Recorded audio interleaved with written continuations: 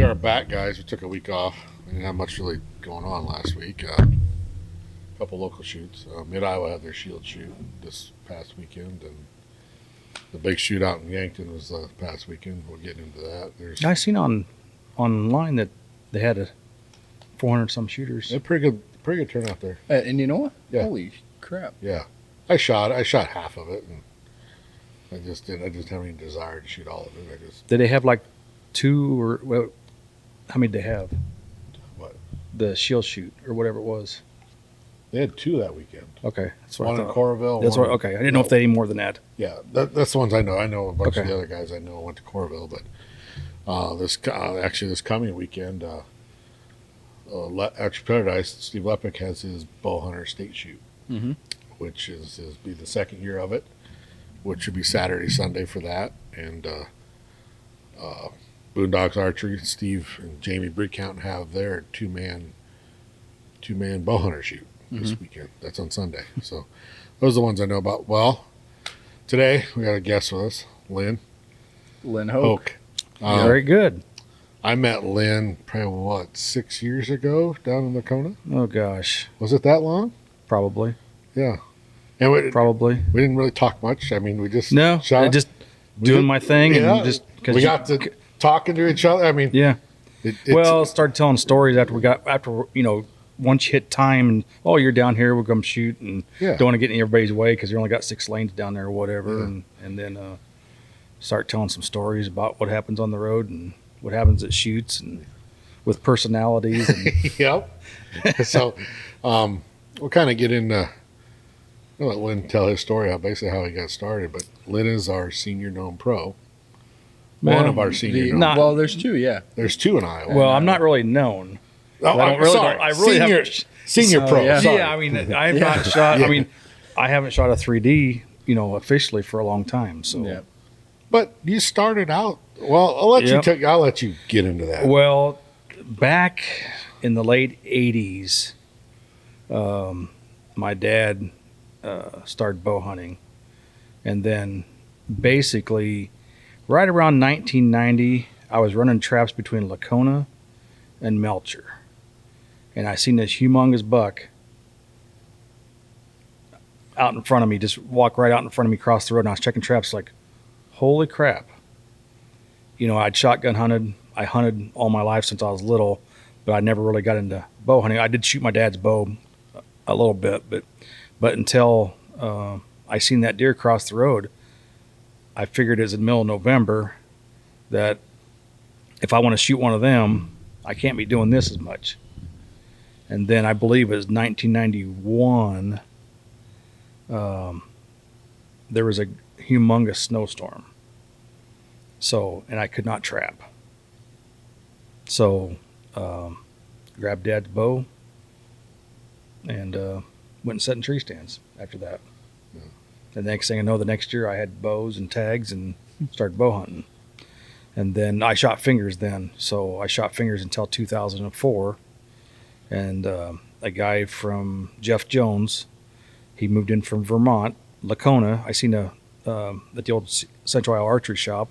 I seen one of his pictures on the wall. It said Lacona, Iowa. So who's this guy? I would know everybody. Yeah. But I don't know this guy. And come to find out, come up there on a Friday night. He started shooting, and I had 1 year under my belt with a release, and he threw a Scott hinge. He goes, "You ever shot one of these?" No. Why would I want to shoot one of them? Yeah. He goes, "Try it." So I tried it, pulled it back, and shot it. It's like, shot it again, shot it again, shot it again. That was a Friday night, and I got on the phone on Saturday and ordered one. Yeah. And then I haven't been the same since. Yeah. So you basically have the same story as everybody else. You wanted to hunt the big deer, and you Yep. couldn't do it with a gun in November, but you can Right. with the bow. Yep. So now you're bow hunting, Yep. and now all of a sudden now you're thinking about target shooting? Or was that just to practice at the time? That was just to practice. That was 2005. Went to the Iowa Bow Hunters Association banquet. in West Des Moines, and at that time, Hoyt gave out a free bow for a drawing. They have multiple drawings there, and one of them was a free Hoyt bow of the choice. And they changed it after that year because they went to hunting bow, top tier hunting bow after that. Because I bought like, I think $85 or $90 worth of tickets, and I happened to win it. Yep. It was a free Hoyt bow of your choice and 24 arrows. And so I ended up ordering an Ultra Elite camo. Oh, of course, yeah. Yeah. So shoot through riser. That was kind of a new thing. I think the new ones were maybe 04, maybe 03, 04, and this was 05. And I started shooting the IBO Triple Crowns around here. Shot a lot of local 3Ds and putting up great scores, and everybody's looking at me funny. And that was unknown yardage, right? Correct. So when you were doing it, was the popularity more than it is now of the local 3Ds? Oh, absolutely. I mean, Even as recent as you said 2004, 2005? Yeah, Red Rock used to draw 300 or 400 shooters every time they shot, Wow. I believe. really? Now, back in when I shot fingers, we shot Indianola, and they had the old homemade targets. That's where I met Roger Wilson out. He comes in there. They used to have the scoring ring, just a homemade deer target and stuff like that. They had the number nine wire around. If you hit it as a 10, outside it was a 4. It was a old 10-4 system. Oh, okay. So, but yeah, Indianola used to pack people. Yeah, that's when I used to shoot 2 or 3 a weekend. Locals. Really? Yeah. So was it 40? Someone said at one time it was 50 targets. It was 56. 56. If you go down to Atumwa, yeah, I take it times 56 14 times targets. 4. On It'd that take you cloverleaf all down day, wouldn't it? Yeah, I mean, that's a Yeah. lot of shooting. that's the most I've been to. Then it went down to 50, and they pushed it to 40, I believe. Yeah. So But that had to be a good time. I mean, just seeing 300-400 people there. I mean, that's yeah, an event. yeah, a lot of bow hunters. Nobody took it serious. Just a lot of chili shoots. Used to go outdoor to the chili shoots. Creston used to have one chili shoot. A lot of the chili shoots used to start them off pretty much in early March and shoot them in the snow. That'd be cool. Yeah, shooting fingers. I've shot in the snow in Eldora, chili shoot. Yep. It was a good time. Yeah. So how many years later they're still doing it? Yeah. So Yeah, I mean, if it like on some of that stuff, if it ain't broke, don't fix it. Just keep doing what you're doing. And Yep. Eldora's been around as long as I can remember. And Yep. the one that really shocks me is when Steve brought it up when we had him on, the Waltonians. Oh yeah. That big, what did they call it?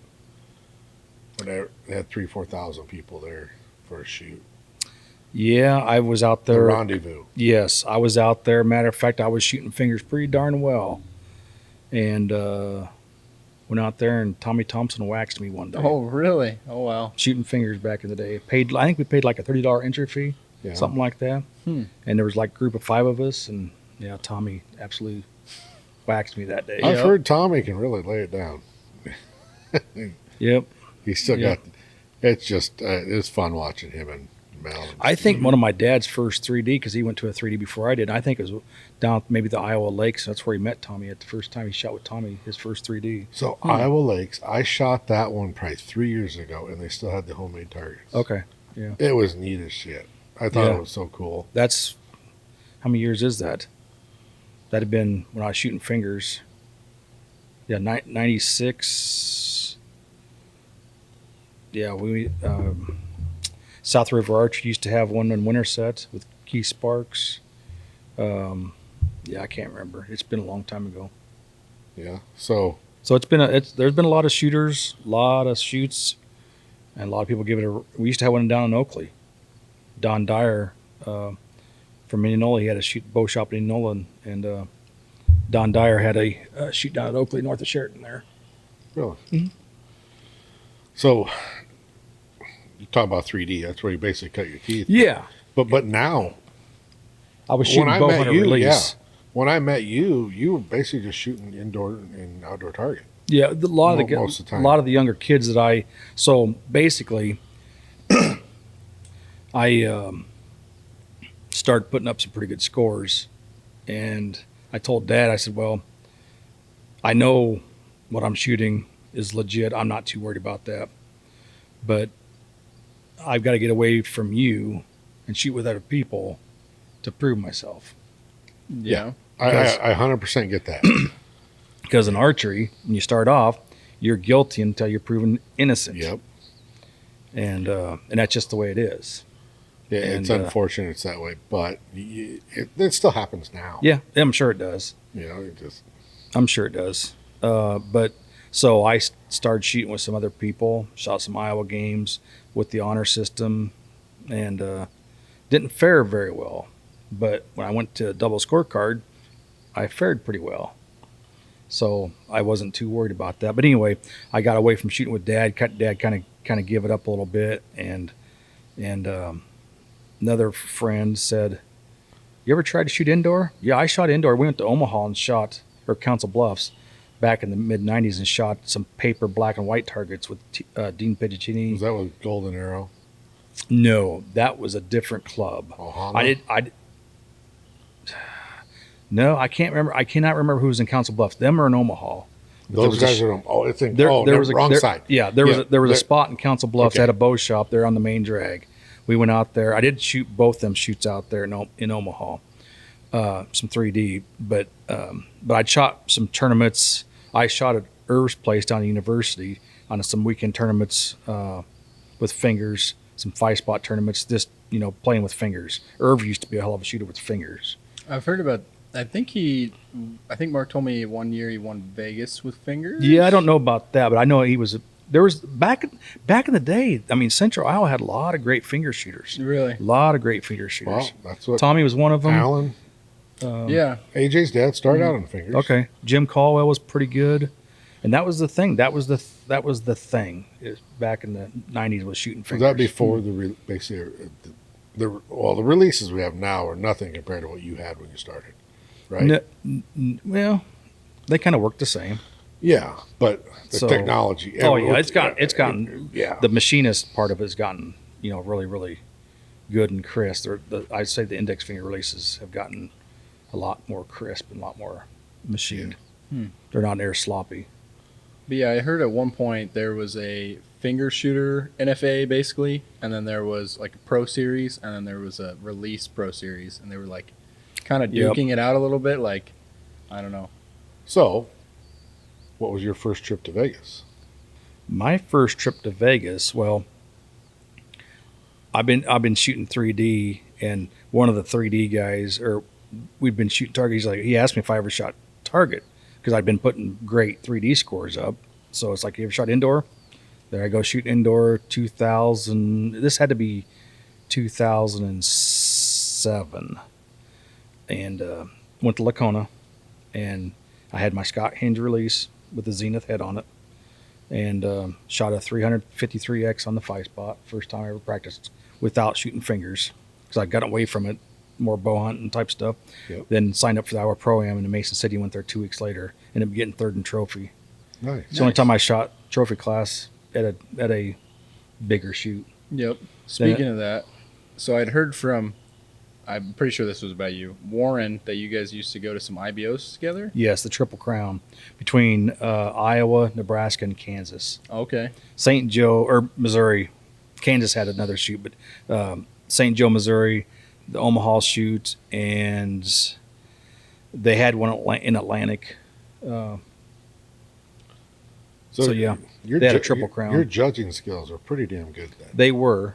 I said were. They were. Yeah. Matter of fact, when I shot from 2005 till I went to Bedford, Indiana to an IBO in 2010 to shoot a 3D before I turned professional in 2011. And I was still shooting MBR then. So during that time, I shot MBR. So I shooting multi-pins and stuff like that. So what I would do about judging, I wouldn't hardly shoot my bow throughout the week. I would just walk the sidewalks and judge. Look at leaves, look at trees, look at it, range it, and just look at leaves, look at trees. I had lines painted on my backyard. I had a rope with towels every 10 yards, so dragging it behind me, so I could see the ground. And yeah, at one time I had 27 targets, Yeah. 30 targets, Yep. something So like that. you said you spent most of your time just judging. How did you feel like the amount of time that you needed to invest into judging versus shooting? And it sounds like you thought way more into judging. Yeah, What's I more figure if I important. can get the yardage right, I can put it in the 10 ring. Yeah. There's a lot of truth to that. Yeah, it's probably doing pretty good in IBO. Just at least staying in the 10. And with ring. my hinge, I mean, my dot just sit there, so my pin just sit there. So if I make a good shot, I mean, if I can get the yardage for 37 yards or 43 yards or whatever it is, I can make the shot. I wasn't too worried about that. Yeah. Yeah. So for the most part, Yeah. Yeah. So And so you mentioned it a little bit ago too, but you used to shoot bow hunter. I forget what, I guess, championship they would call yeah, it. once I shot Mason City and got a little taste of the competition at about the highest level you could get to is Iowa Pro-Am. It's like, something, I got out of bow hunter trophy and went straight to championship. That year, in 07, I went to sectionals and in Kansas City, ended up shooting a 353. No, I shot a 359X. I remember shooting a Lacona that Thursday night before going to Kansas City on shooting on a Saturday. It was a 2-day sectional deal, two-day fight spot. And I thought, if I just do this on Saturday, I'll be good. And I went down there. I think I dropped my 54th arrow, and I shot a 359 with bow hunter That's gear. still bow hunter is pretty nuts. Yeah, So- and then I had to, expectations, all that fun stuff. Because I'd only been yep. shooting 5 spots for 2 months, something like that. And then I ended up winning sectionals, but I ended up shooting like a 353 the second day. So when you say bow hunter championship, is that the pro version of bow hunter? Yes, in Vegas it was. Okay. So But in the NFA, that's still an amateur class. it is. But when you shot, basically you're shooting for money. okay. I quit shooting for trophies after the first time in Mason City. And then after that, sectionals, I thought, okay, came to state in this building. Really? They Yeah. had to stay here. Yeah, we had state indoor here, What year would that have been, do you think? 2007. Wow. It's not even that long ago. Well, I mean, I guess It had to be is. 2007. Anyway, it had to be here. Where else would it have They been? just have like 20 lines or what? Was it here? Where was it at? It could have been. I have no idea though. I got to think about when the place opened. When they moved over here. Well before 2007. I don't Okay. know what year. I'm pretty though. sure it was here. Yeah. I'm pretty sure it was here. Anyway, I thought I had humongous expectations. I want to shoot the state record. Very capable of doing that. Always getting the cart before the horse. Not Yeah. worried about results, more about than the process. But came to state indoor. Had in my head, I'm going to shoot this state record. Blah blah blah. Bow hunter freestyle. Have this. Not really. I wasn't really worried about the record. I just wanted to put a carrot out there and see if I can grab it. Anyway, so 11th in, we're done, or at least I thought we were done, and I shot the state record, or at least I thought. You thought. I start taking my target down. The guy keeps swears, "Well, what are you doing?" I said, "Aren't we done?" Oh No, man. we had one more end to go. Oh jeez. Then the meltdown happened. Really? I shot a 4, Ooh. ended up with a 299, and you can subtract about 3 X's off that. Huh. I still got the medal. Wow. I told a couple buddies I was going to throw it off the Red Rock Mile Yeah. Long Bridge. And That's the crazy. next day, I ordered with winning in mind because I had a total meltdown. Yep. I had a meltdown. So And when you say just you lost all concentration. I mean, Yep. Just Yep. When you think you're done, and I wasn't done. okay. Obviously, I'm past that now, but you got to realize coming up through where you're trying to get rid of these valleys. Yeah. You're trying to keep on your height scores high, and keep on just worrying about this and worry about that. And I thought I was done, relief, accomplished, done, not done. So- I can see where that'd be hard to get. Okay, I need 5 more arrows. Yep, It'd and be it's probably tough. five of the hardest arrows I've had to shoot ever. It was good, Dang. but things happen for a reason, Yeah. and it just tells you wasn't mentally ready to do it. Yeah, and you said so. You ordered with winning in mind, Yep, and then how did you? and Freedom Flight, Is that another one of his books, right? yeah, okay. CDs, Oh, Yep. You got the CDs. yep. And so, CD how did version. you feel like? Did you feel like you benefited from that, or? You got to stay engaged. Oh yeah, yeah. It's every little thing helps. But I've bought in books back in the '90s when I lived in Ankeny. You know, how to stay focused, keep calm at the center. I was always into that mental side of stuff. Okay. Yep. I'm the type of person that makes. I can sit there and people watch all day long, getting sidetracked here, Yeah. and trying to figure out why you making them decisions. Why you picking that over that? That makes me like why you want that thing over that. So Just judging people. not really. No, I get I'm what not you're judging. saying. I'm I not get what you're judging. saying. But what made you buy that versus that? There has to be a reason, right? Yeah. Yeah. Yeah. For sure. So what makes you tick? Well, I was a Yeah. trainer for so long. So what? Oh, you got you to figure were? out how to. I Yeah, didn't know about this. I don't think. for work. Well, I didn't know that. what's this work? I'm not working anymore. I'm retired. Yeah. But anyway, so I'm always trying to get in people, not get in people's heads, but wondering what makes people tick. Yeah. So what makes you tick? I wouldn't, flip it around. I'm not a perfectionist by any means, but it's I try to worry more about the process than anything. Yeah. That definitely can help. Yeah, If you can do it, it's hard to do. yeah, it is very hard to do. But where were we at?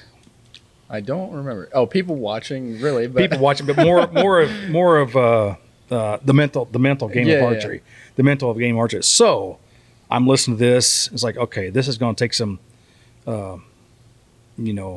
time to get past the mental game. Ended up going to Louisville that year for indoor nationals, and shot my first 60X in a tournament Really? first day. Holy crap. At And indoor so- nationals. Indoor nationals, the And first then- day. so No, it's- I take that back. I got it backwards. I got Oh, it okay. backwards. I got it backwards. Gotcha. I didn't shoot the first day. I shot the second day. I Okay. had my meltdown the first day. Okay. So it's, I had 2 meltdowns that year. so it's a reverse. 2 mental dumpster fires. One at Yeah. State Indoor here, and one first day in Louisville. Okay. And so what happened the first day in Louisville? What? I don't remember what set end you I off? shot a 4, but I've shot 2 4s in my life. One here and one at indoor nationals Okay. on the 5 spot. Never shot a 4. So we have a joke: who shoots 4s? I shot 2 of them. I shoot them all the time. So I don't like blueberries that well, but Yeah. Anyway, So so the water. so I started shooting pretty well, and then the mental. So obviously, I didn't have enough time under mental management to think about the right things. And still, you can get so sidetracked mentally in tournaments if you let it. Yeah. It gets easy. I don't want to say it gets easier, but anyway, so I shot like a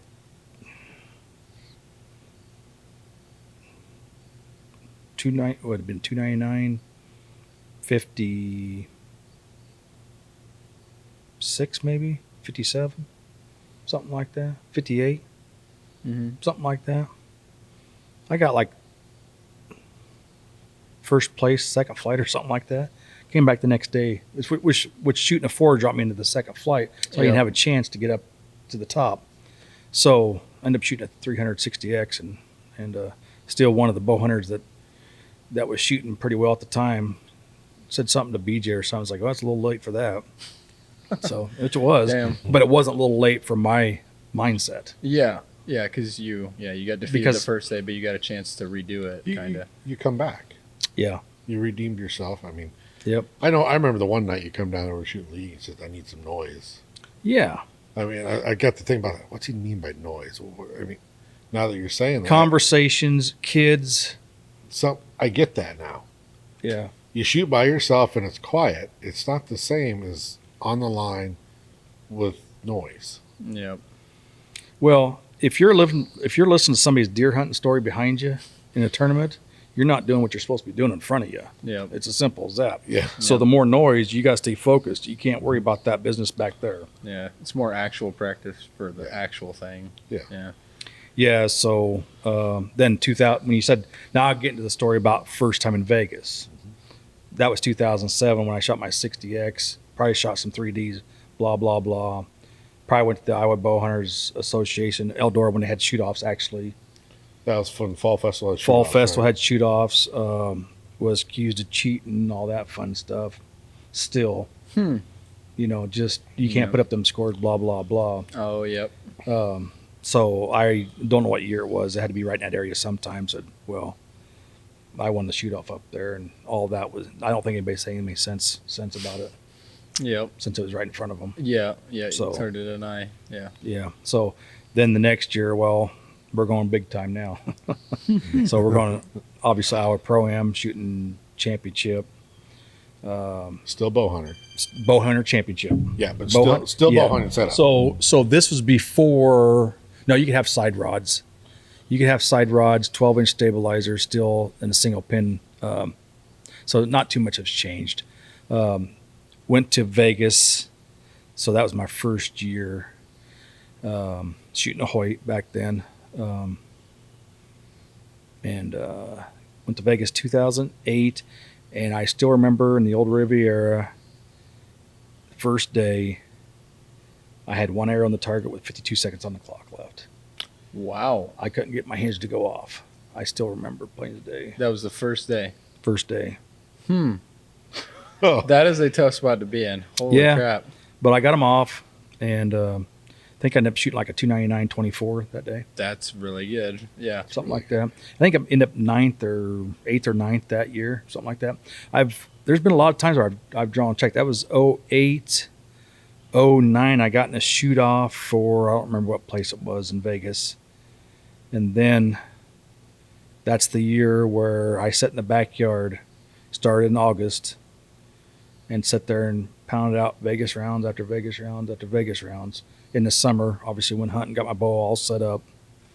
Went to Presley's that fall, December of 09. And they took it off the record book because they got rid of championship bow hunter or whatever you want to say, but it's probably still the highest bow hunting score that's ever been shot in Pro-Am scoring with a 684. It's damn. pretty nuts. Yeah. So I shot a 58X on the first round. And I come back with a 326 clean 26X. That's really nuts for bow hunter. Yeah. Yeah. That And is really the nuts. championship score was like 2 points ahead of that. Wow. Yeah. Yeah. So I had a that good makes day. sense. Yeah. That's crazy. Yeah. So Yeah, the guy who got me on the shoot off before in Vegas, he said something. We were in a restaurant after that fact. He said something, and I haven't lost to him since. And he was when I was shooting against the Presleys. Oh man, those are. Wait. Okay, I need to reset this camera. Hold on. But, These good enough stories. Oh, Yep. these are perfect. you So, said the perfect thing right there too. So, well, those- talking about Vegas first time. Roland went last year. well, hold on. What he just said. So, those are the best and the worst. Well, they're the worst, but they're the best. Like when you have somebody that like they say something like, I mean, Levi has the story about that. Like Jeff Hopkins said, like, Yeah. nobody's ever gonna beat my record or whatever. Yeah. And it's just like, It's what you hear from Michael Jordan. What'd you do to piss Michael off? yeah. Well, it's not really pissing you off, but you just don't forget them things. Yeah, it like hits you in the right spot where it's like you can't stop thinking about it, and it's like you have to like everything wants to not. And have after I lost be a that case. shoot off in Vegas, I refused to go out there and not shoot very well. Yep. And I think 09, I was out there in t-shirt, whatever, nothing spectacular. Went to Columbus, Nebraska. We shot an indoor 3D sometime, and we had our Hoyt jerseys on, and everybody's looking at us like we're cool. It's like, oh, whatever. But anyway, started 09 that year, went to Presley's, and yeah, that's when Blair with Bee Stinger started off the bat. And he got called me, and you want to shoot these things? Well, not really. Everything's working, but I ended up shooting for him. So yeah, I went to Mason City, won the Iowa Pro-Am in Bow Hunter. Went to Vegas in 2010. I'd shot maybe 2 or 3 300s out there. Not that year, but I dropped an arrow early on the third day. I was on championship bail, and I thought, crap, I just lost my chance to have a chance to win this thing.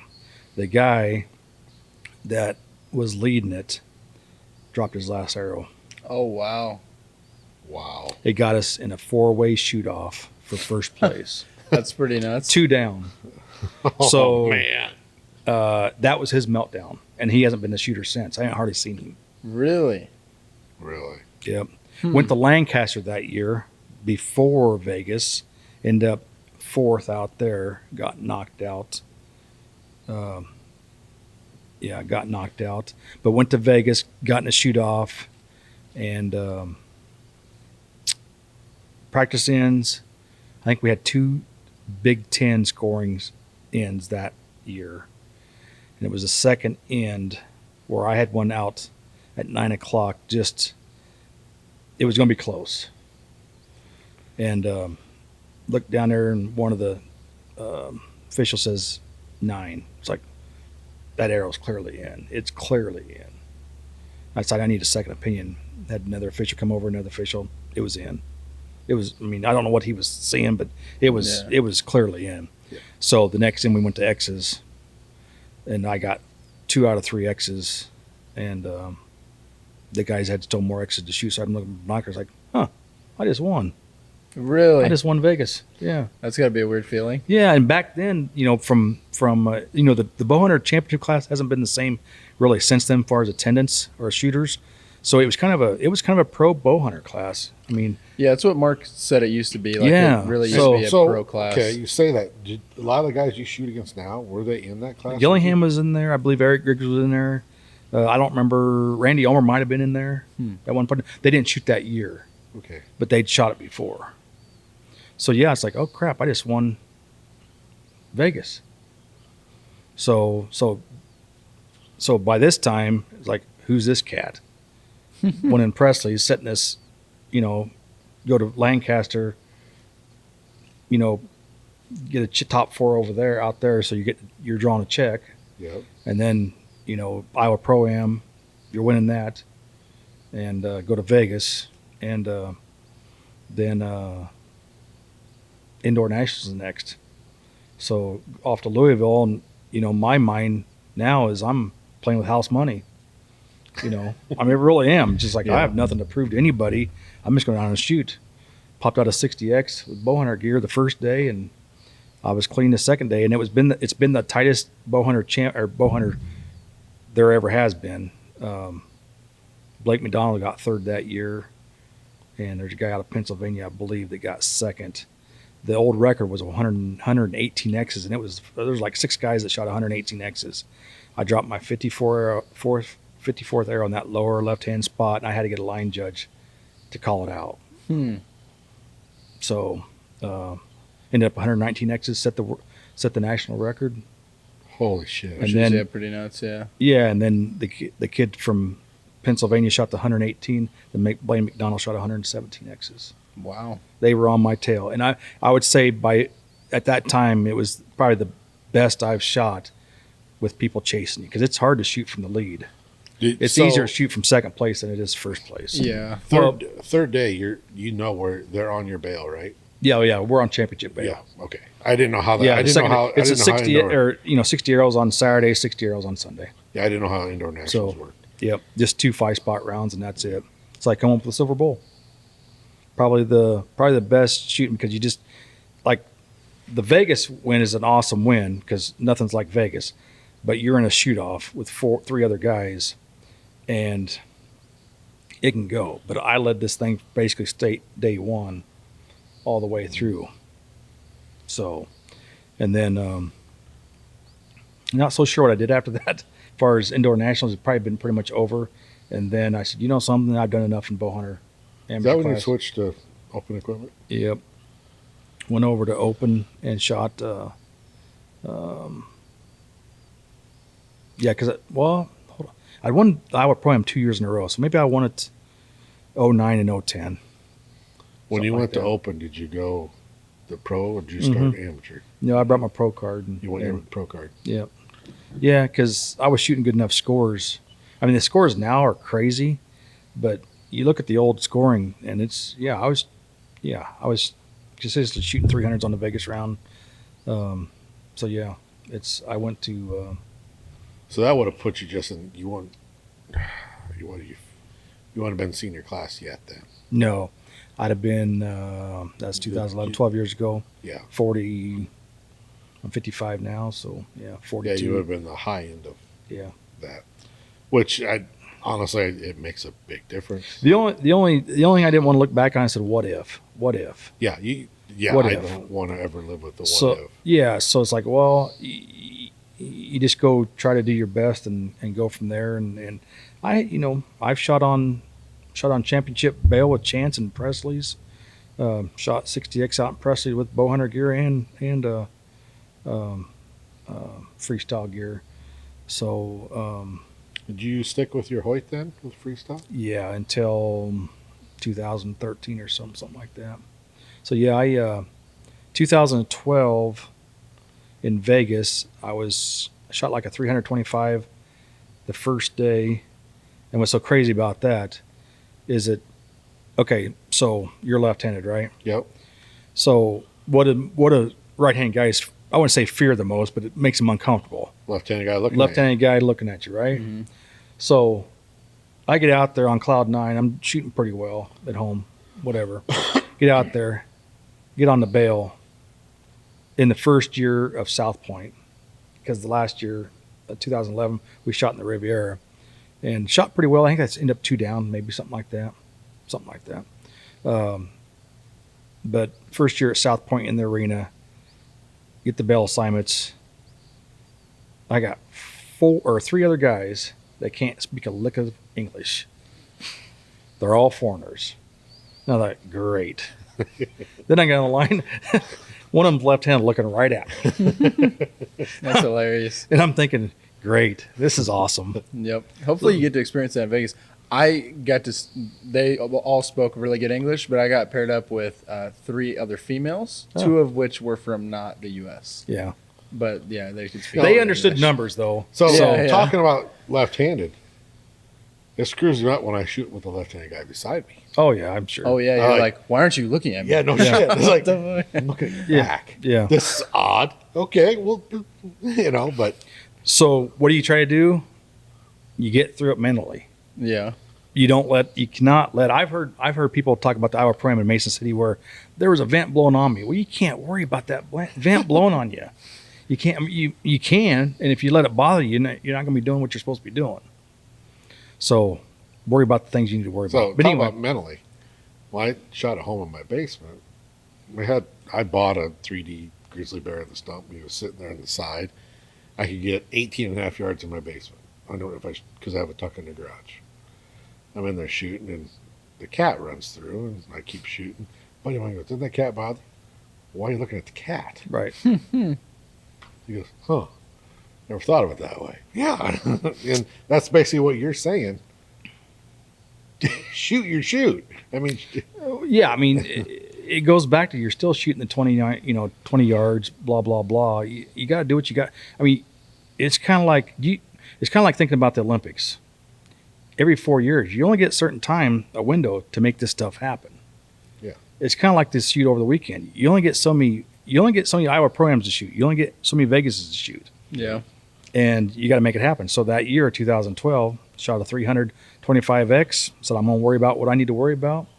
Shot a 324X the next day, and I said, I'm clean. Going to the third day, and so I got rid of my bail, got in with the 600s, and shot that. I was first arrow 8th in. I was just a smidgen out the top. Shot an 899.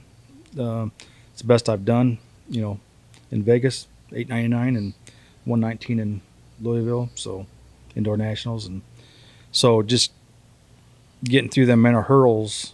And there's a lot of people that worry about, I wouldn't say the wrong things, but they legitimately are the wrong things. Mm-hmm. Because you really need to be worrying about executing that release. yeah. And with soft hands. best you can. And so, I guess I mean everybody deals with it, but like, how did you feel like in tournaments, like nerves affected you, and did you feel like was that a big deal? Like, oh, like you just were naturally really nervous, or not super? But how did you end up dealing with it when they did come? One of my horrifying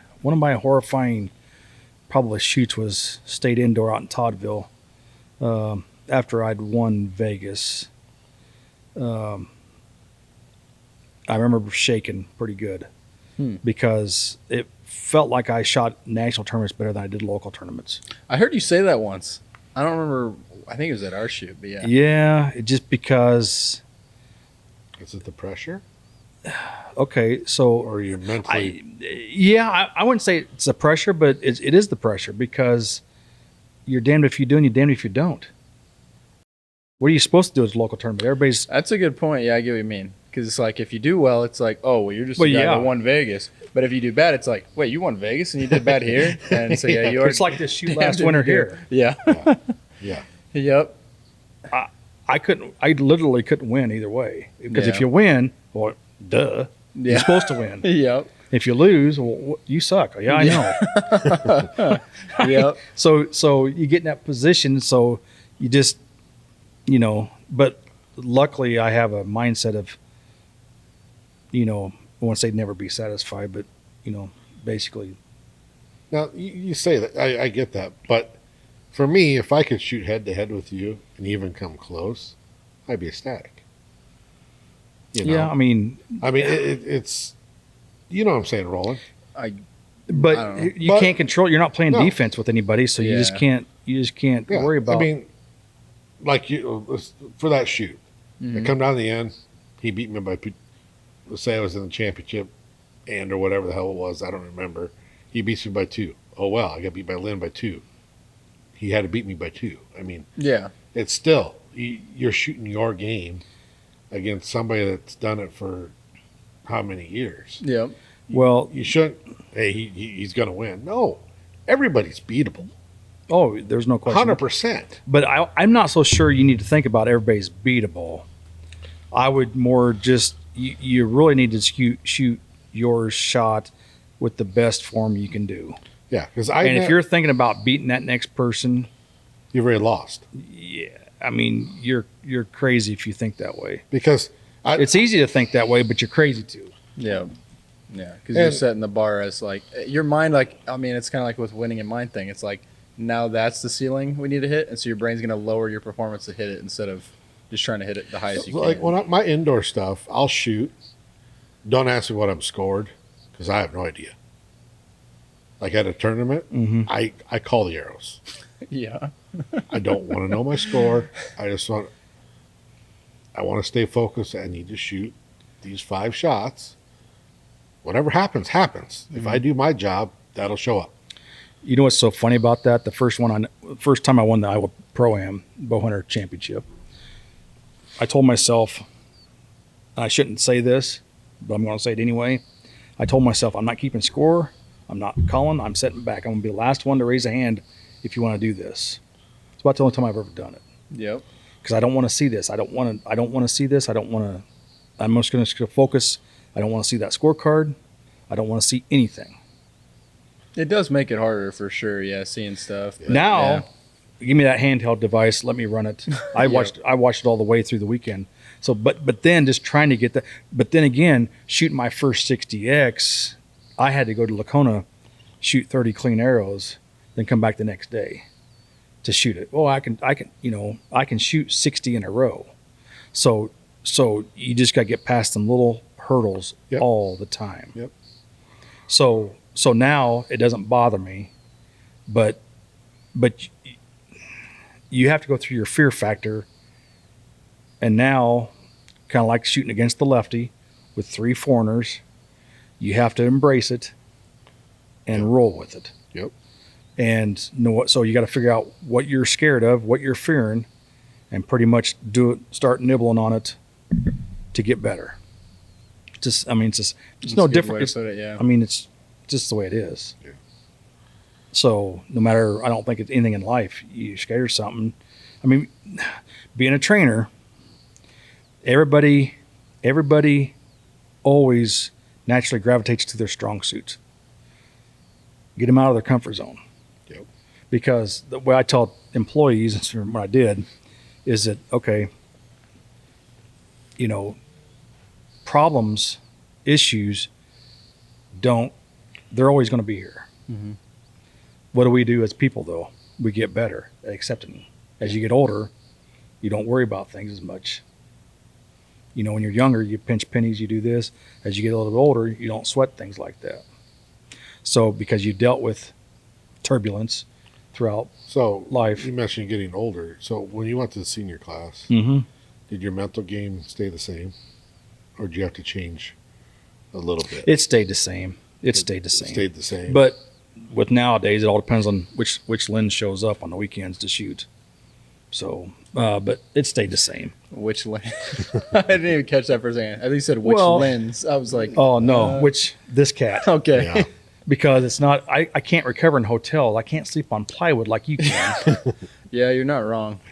There's been Yeah. guys that go to Presley's and get drunk, and there's been stories in Louisville. I wasn't part of any of this stuff, but they're asking me, "How'd you shoot so well?" Well, did you see me at the bar last night? Did you see me throwing dollars down there? Like you guys tell me stories.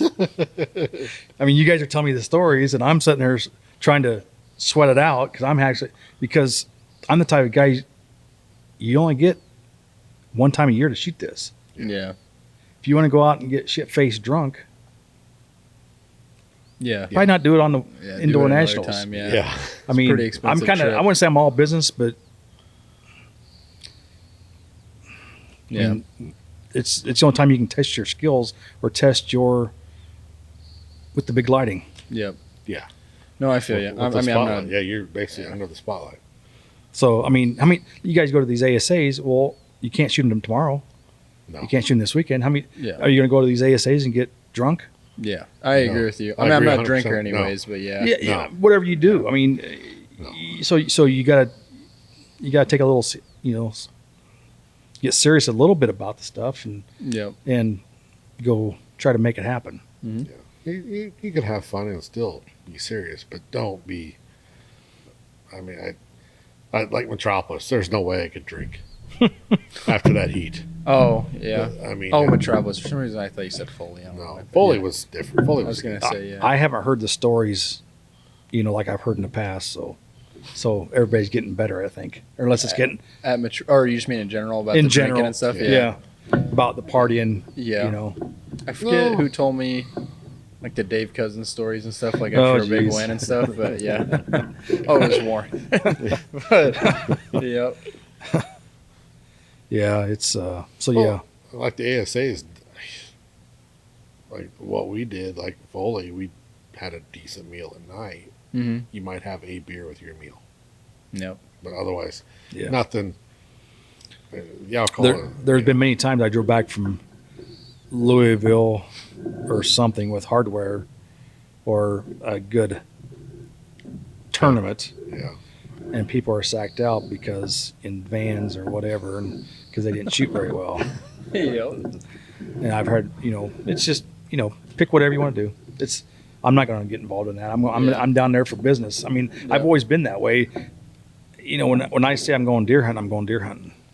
I know. I love it when. I'm not going out of state to get away from anything life or. Oh, yeah. I love it when hunting season comes up. I know, guarantee. I'll just start watching Lynn. Oh, he's trapping now. This is going to be good. There's always something good he puts up. I mean, and So- lately you've been showing pictures of you farming. Yeah. The food plot's ready. And Yeah. So, well, we can talk about. I mean, you're still hunting hard. Yeah. I mean, you're hunting hard as you have always been. Yeah. But Yeah. that really hasn't changed. No. I take it pretty serious. I mean, not as serious as some people, but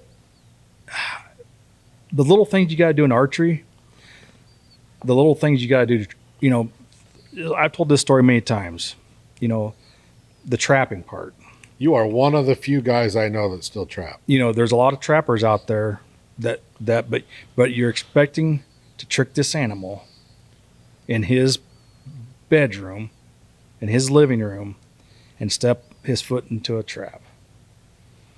So think about with your archery equipment, think about your bow hunting equipment, think about all that stuff. That all plays hand in hand. So when you talk about some of these celebrity hunters, were celebrity trappers back in the 80s and 90s. People just don't know it.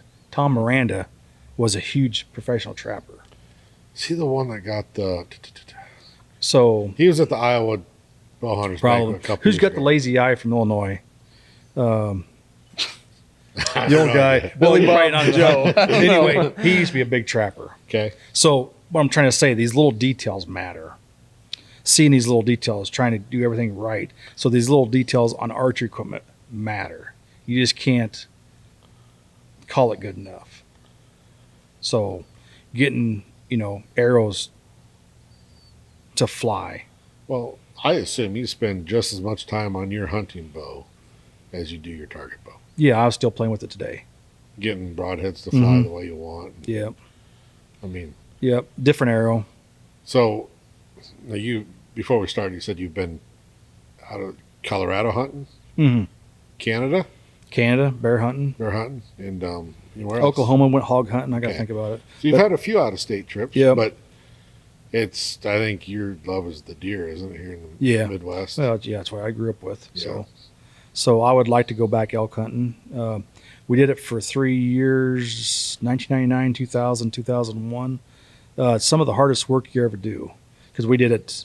Did you camp in? We backed in. I still got the equipment at home: purifier, little stove, the whole works, over-the-counter tags. When you have 2 bull 5x5s on the ground, you go run about 4 horses, and it's the hardest work you'll probably ever have to do. Well, probably the most rewarding, though. Oh yeah, it always is. I mean, But so it's like archery and trapping too. I mean, so a lot of the hunting, a lot of this stuff is you'll get out of it what you put into it. Because I've always said you can give the same guy or 2 different guys 160 acres of land to hunt, but you're going to get different results. Yeah. Most likely you are, because some guy will be worried about the details and so the other guy may not be worried about the details. You give somebody a bow, you're going to get 2 different results. Yeah. Most likely. Yep. So it's all about, how far you want to take it on details, and you can never be too detailed enough on the trapping, the hunting, or the archery, especially the archery. So Yep. I might know somebody who's going to New Zealand if you want to hunt elk again and have it be easier. yeah, I've heard Freaking about elk. some nice trips they've been taking. Yep. Yep. well, I've This been is- talking to Warren about where he goes elk hunting, Oh yeah. and I'm really considering that. Just hunting over water. Yeah, Because I have no desire to backpack it. yeah, down. I'm not doing that anymore. I don't. I mean, if that's how I got to kill elk. No, I don't want to do it. I'll probably go on a guided hunt one of these days. Yeah. So And Yep. I know my daughter wants to shoot a bear at some point, Yeah. and I'd love to someday maybe me and her probably go shoot a bear somewhere. But it's yeah. But so if you had to pick your most memorable archery moments right now, what would they be? the archery moments. Yeah. Target or hunting? Oh gosh.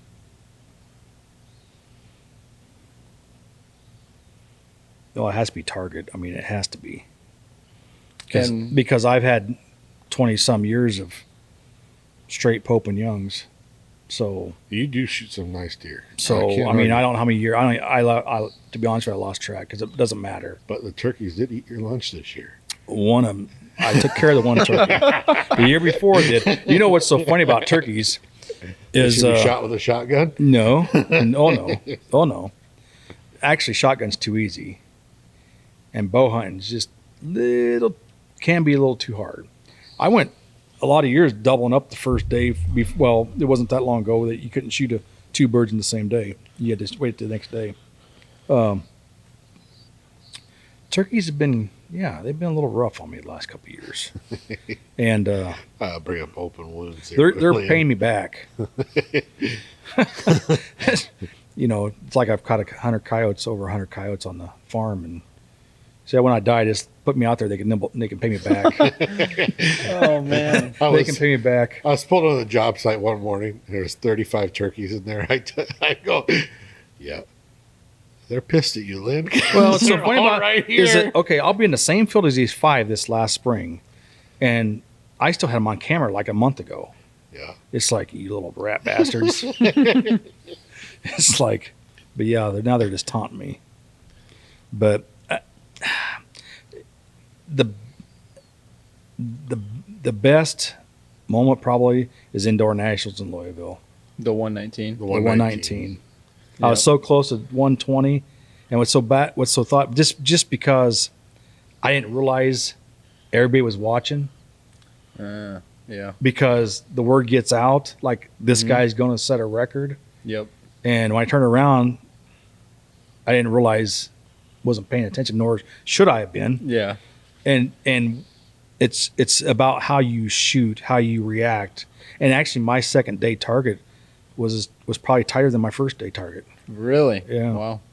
So yeah, shooting from the lead, that's the big thing. Yep. It was the tightest, probably bow hunter freestyle, there. Even though I was on house money from Vegas, Yeah. Pro-Am, stuff like that, Presley's, just from shooting from the lead. That's, from when they talk about, if you watch any golf whatsoever, when they talk about leading from tournament from the day one to the end, it's tough. Oh, I believe it. Yeah. It's tough. It's very tough, or it can be. I mean, I know, like, Foley, the messages we got that night, because they only put, since we shoot Friday, well, Friday's scores are actually Sunday's scores. Because it's an option. Because it's an You option. can shoot Sunday on Friday. Oh, Yeah. So, So- it's made only for amateurs. Yeah. Obviously. But yeah. So you put a really good score up on Saturday, yeah. Not Friday. not Friday. And I shot 16 up on Saturday, and a couple guys messaged rolling. Trying to figure out where everybody was sitting, because we were Yeah. basically done. right. Some guy had gotten like some inaccurate information from somebody else, and he was like panicking that he lost or something. And I was Oh. like, why do you even care that much? But yeah, I don't know. Well, I used to call them 3D honks. There's guys that just shoot strictly 3D. They don't have any care to shoot a spot. Oh, for sure. I- There's a lot of Them guys get their freaking. They have the attitudes. For some reason, they worry about this and worry about that, and I wouldn't say they don't worry about being a good archer. It seems. like. Yeah. And it's just like, just try to. Most of us around here, we're really about archery, not just 3D. Yeah. Yeah. And I'm going to admit, when I first started, I wanted nothing to do with spots. Yeah. Nothing. Then I started shooting them, and I saw, okay, this is helping this. Right. Yep. So have you shot field? Yes. Okay. Matter of fact, I didn't know if you had. I don't know what year it was. Maybe 08. I shot Waverly. I shot field in Bowhunter and actually set a record in Bowhunter. But Blake McDonald, I think, said it since then, or maybe somebody else has said it. So But have you shot a national field? no, I have No. not. Okay. Basically your national events are Vegas. and Indoors. Indoor. Yeah. Indoor. Dakota Unless it's in Club. Yankton. Yeah. But I haven't went to any field shoots in Yankton. I would like to. It's just more of, I use a lot of vacation for hunting. Not, it's easier to get away from a weekend in the wintertime than it is the summertime. So I'm going to ask, because I want to know, since you are retired now, Mhm. are you going to dabble into the 3D again?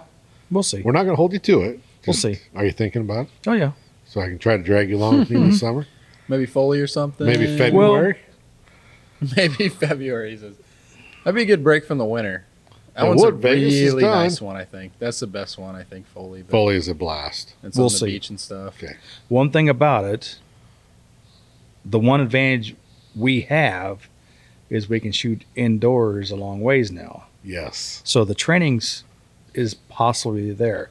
Yep. I don't like going someplace unprepared. Yep. If I'm going to go, I'm not going to just lollygag around. So what also helps is that Echo has a full indoor course. Granted, it's only 40 yards, but what you get is the scenario of the animal set Mm-hmm. with a little more detail than what I do. But you're still shooting in a 3D. You're getting acclimated to it. Mm-hmm. So, but you're right. It's one of the if I shot known, it's more about getting the rangefinder out and lining up this and that and tails and nose and leg armpits and dots and I sunspots. think you would and have a blast stuff like that down there with those guys. So, yeah, I mean, we'll see. Okay. I would like to, but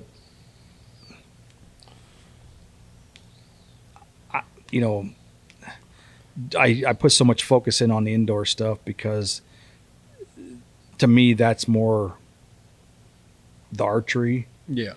Not saying the 3Ds aren't archery because it is archery. And we talked about it earlier about the local shoots, the numbers dwindling, but the national shoots, they've skyrocketed up.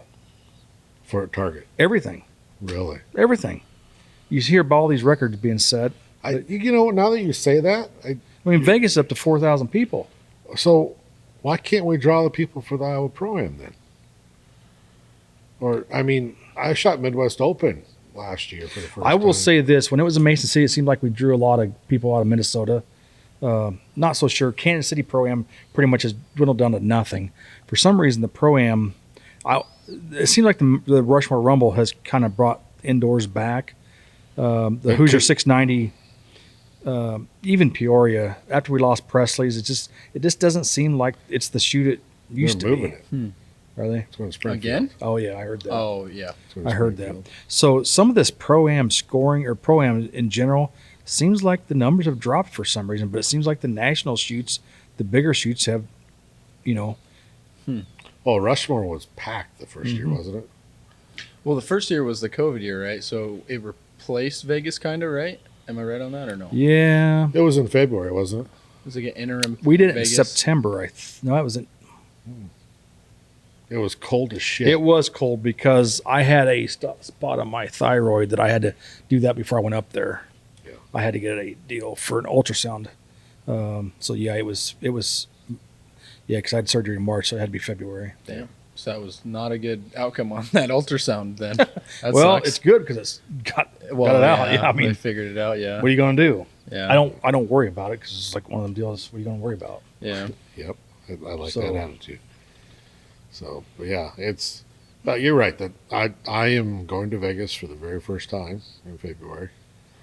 You're gonna have a great time. What's nice about Vegas is it's not a boring round. Mm-hmm.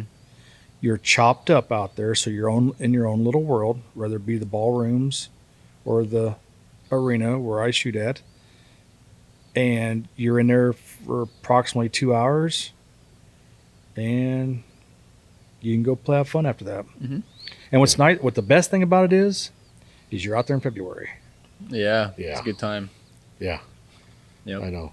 So That's- you're leaving with snow on the ground, and you're going out there with hopefully. yeah, the wife's going with me, so it'll be a good time. Yeah. I'm looking forward to it. Yep. She's kind of forcing my hand because They have a way of doing that. well, it's one of those things. It's a bucket list shoot. Mm-hmm. Yeah. When was I going to do it? Well, she said, let's go out there for our 25th. Mhm. You don't say no. Yep. So You got to see the Grand Canyon and stuff, and the I Hoover Dam. imagine we'll probably do all that stuff. Well, I don't you know. you really can't do everything all at once, though. You just once you get past the Vegas and do all the stuff you see on See, if TV. I don't do it, I'll maybe go back again. Oh, you Well, got yeah, you have to go See? back. I mean, Yep. you got to plan. Who this doesn't right. go back? I've heard a few shooters go out there and come back. It's like, I'm never going back. I don't want to ever. When they say this one's for scoring in, they don't like that feeling. Well, it's not the best feeling in the world, but dudes freak out. We And there's some guys that shot. It's like, I'm never going back because they don't like that feeling. Yep. Well, if you don't like the feeling, I probably agree with you. You probably ought to not. If you don't like it, don't do it. Yeah. Oh, I'm Yeah. like that at ASAs. Sometimes the first they blow 5 the horn? targets. Yeah. No, shoot them up. It's like, oh shit, here we go. Yep. Yep. But I'm getting better at it. Just you start talking. I'm starting to know more people at Right. them now, and it's like That's the big part. You start knowing some people, stuff like that. I remember going to St. Joe, Missouri on an IBO. I remember on like a 40-yard target right off the bat. I remember shake it in the 11 ring, and it was the IBO warm-ups basically. And remember being really, really nervous there, and really, really nervous at state indoor. So yeah, it's just because once people start knowing you and getting through that filling out process. I think the most nervous I've been was your 2-man shoot.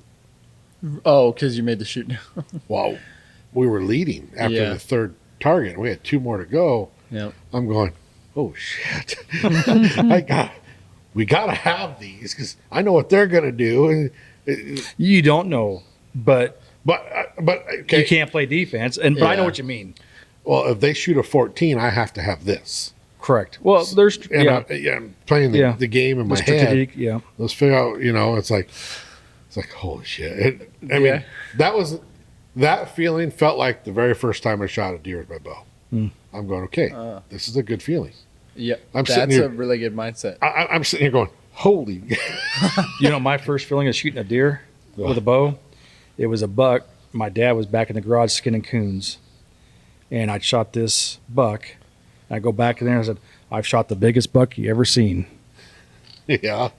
And so I go back to town. It's like, I shot the biggest buck you ever. I mean, he was a freaking monster, freaking giant. It's like, well, let's go look for him. So we go back look for him. We found him, little basket rack jobby. It was kind of funny. So It's because you're on top. I was experienced with being on top of deer, and I think I missed 2 that day. Oh, dang. yeah. Yeah. So I tell you, the most excited I was when Caitlin shot hers. Oh, Her very first. I filmed it. I've never seen her. I mean, she was literally like this. I'm going, this is awesome. I called Joey. I said, Joey, we got one down. He goes, where you at? I said, okay. He made a U-turn. He was going hunting. I'll be there in 5 minutes to help you. Okay. I go, Joe goes, was it a I'd good say he's going to wait till dark. He goes, was it a good shot? Well, it was Caitlin's first one. So Joe, Right. No, I get it. I get it. And I go, was it a good shot? Yeah. I go, we haven't walked out yet. I'm going to give it 5 minutes because I know he took off. I know where he went. And I couldn't find it. We only found half the arrow. I was like, well, the other happened was it went through, hit 2 lungs and the top of the heart, and embedded in the other shoulder. Mm-hmm. No big deal. Blood trail wasn't bad. We found it, and it's like, okay. That's probably the most memorable thing. It's gonna be hard to forget that. That's cool. I mean, topping that. I mean, getting 7th at Foley was pretty awesome to me. But Yep. Yeah, but how many times are you shooting tournaments? And you probably both will say that, and a lot of viewers will probably, or whoever views this, you'll be trying to put your binos right on top of your limbs and trying to hold them things steady to see where your arrow's at. How many times everybody does that. yeah, Yep. It's just like you can't. that's the feeling you want. Yeah. Well, I don't know if I want it. But It's there. you know Yeah, what I but mean. but you there. can't hide it, and you got to embrace it. And I will say there was a professional that doesn't shoot anymore. Probably the best words that I've heard out of somebody's mouth is you have to learn how to shoot scared. And I don't mean scared, just you because releasing that arrow is a big thing, and it's all fun and games and practice. But when it says this one's for score, and it's actually going down on paper, electronic score, I mean, you can't hide that. So you have to learn how to think and execute that release and do it a little scared, a little nervous. Well, Yeah, so live with the feeling. on your Mm-hmm. record, you shot at nationals, and that last arrow was shot, and you were done. What was the feeling you got? I mean, was it anything similar to like you get when you're No, hunting? actually, I was pretty calm. I bet that's If I remember because of that arrow that you dropped. Yeah, than I mean, before. yes and no. It just it was the most, probably the most, the best, but it was probably just I was probably the most the calmest I've been too. So sometimes the best is just the most calm. You just have nothing to lose and you're just shooting. Yep. And it really, a lot of people put too too much expectations on themselves. Expectations are an SOB to live up to, Yeah. but they're all self expectations. So I'll set goals. This is where I want to be. The ASAs, my goal was clean. I wanted to be even for the weekend. Granted, to me, that is a very reachable goal. If I go above it, great, but that is a reachable goal. And the goal for Vegas, if I can get out of Vegas shooting 10 down, I'll be happy. You know, Granted, that sounds bad, but the way I've been shooting, I would be happy with that. to me, if I was training somebody or trying to tell somebody, you know, if you're going to shoot a Vegas round, you really can't worry about, because all good shots go in the middle. Yep. So when you're shooting 3D, how many different color animals are you shooting at? 3. 3 different. You got brown, black, Gray. gray. Then you got black and white. Okay. I mean, yeah, there's. So you're going to be most likely you're going to see 30 yards pretty well. So, but are you documenting if you're missing brown, low, high, left, right? Are you documenting any of that stuff to get better? So I've got targets I hit high on. Okay. I know that. So when you start telling you're focusing on end result, but it's, to me, it's all about the 15, 20, 30, 100 steps getting to that end result. The only way you can control that end result is by, how can you say the alphabet? You can't say the alphabet until you go through all 26 of them. Yep. So until you get your shot sequence down and figure out what targets do I fail on? Do I fail on going top to bottom to top? Even most archery coaches, you're going to miss your most shots first, second in, 9th, 10th in. Beginning of the end. And there's been many times like, okay, I got through the first and second one and dropped an arrow because you quit thinking. And I talked about shooting that one in Vegas in 2012 where I shot that one out the top on the 8th in. I remember I got away from my thinking. All I said, I got 9 more arrows. I wasn't thinking that way the whole time. I was thinking about the process of me executing the release, the shot, the steadiness, stuff like that. And I got the way I changed my way of thinking to myself about how I was going to approach these next 3 ends. Okay. So my the way I see it is that you have to, being logical. Okay, do I hit all black animals? Am I aiming on them? And am I hitting behind where I'm aiming at? On brown animals, am I not seeing them very well? So to me, until you kind of figure that out, for the longest time on the Vegas round, I was struggling with the lower left spot. And there's a lot of guys that I can't hit. I don't like that spot. I don't like that spot. Mine's the 1, 2. Mine's over here on the 5 spot. Well, That's where all my fours come from. Left, right. So having an ordered mind, I cannot. My dad used to want to jump around shooting 3D targets. Like, no, I have to go ordered. 1, 2, 3. So having an ordered mind, how do we do it in the United States? Left to right, top to bottom. So I'm upper left, upper right, center, because it's the next one down. You mean for the 5 spot? Yeah. Or what about for 3 spot? 3 spot, I got to go top down. Top, left, right. Yeah, that's how I do it too. Yeah. So I go up and over. So, yeah, because the way you think, I mean, and your approach is different than mine. And I'm not saying there's anything wrong with Now it. my 5 spot's odd. I start down here, go up, over, down, middle. Some people start in the middle, some people into the middle. That's the most like the degenerate middle. shit I've ever heard in my I life. like to end in the middle. I don't trust you anymore. That's fucking Well, weird. it's kind of like I shoot a down pin. Yeah. I can't have anything behind that level. Oh, I can't have anything behind the level. Okay. Well, there's some freaks that got pins coming out the side. Okay, Well, you yeah. stupid freak. Yeah. Because it's a single pin, but then again, I had no. hunting sights come out the sight. That was okay. But if you have a single one, Yeah. it's like, what's wrong with So you? I've tried a 45, and I started shooting more, and you get in the really dark situations. Well, I got nothing to really line that leg up with. I'll use well, so and- you're saying it all depends on how you aim. I don't know. Well, so you're saying about the leg. Yeah. So what I would tell everybody, go buy everything you possibly can as far as pin sizes, dots. And there's some people that has to have a circle because you're a control freak and you have to see that X. I tried to circle the first year. So, but my point is that you have to do whatever calms your brain. Yeah. And why does businesses use red for signage? Gets your Stands attention. out. It stimulates the eye. Red stimulates the eye. Blue and green does not stimulate. Well, do you want to shoot archery stimulated or non-stimulated? You don't want to be stimulated. No. But there's guys using red pins because they see it better, the contrast. And that's okay. It's whatever. But just because Bubba Joe's using this doesn't mean you need, because you're not wired the same. Yeah. Yep. What makes you calm and what makes me calm could be two different things. Yep.